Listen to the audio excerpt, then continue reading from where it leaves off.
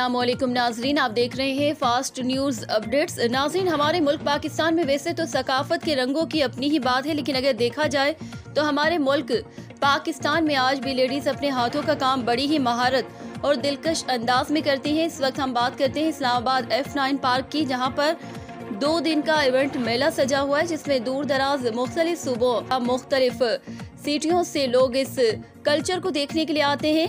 हर तरफ खूबसूरत और दिलकश अंदाज में स्टॉल्स लगे हुए हैं। इस वक्त ये समा बहार का मंजर पेश कर रहा है। जी हाँ नाज़रीन, इस वक्त हमारी ladies bureau chief इरसा Shah Islamabad F9 park में मौजूद हैं। मजीद तफसीलात जानते हैं उनसे। जी इरसा शाह, इस वक्त कैसा समा है वहाँ का और क्या तफसीलात हैं आपके पास, हमें आगाह कीजिएगा।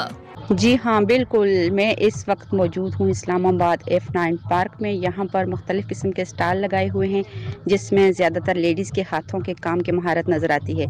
और यहाँ पर दूर दराज से बड़ी तादाद में लोग इस कल्चर को देखने आते हैं और ये कल्चर हमारे मुल्क पाकिस्तान की पहचान है। जी बहुत शुक्रिया इरसा शाह, हमें तफसीलात से आगाह करने के लिए।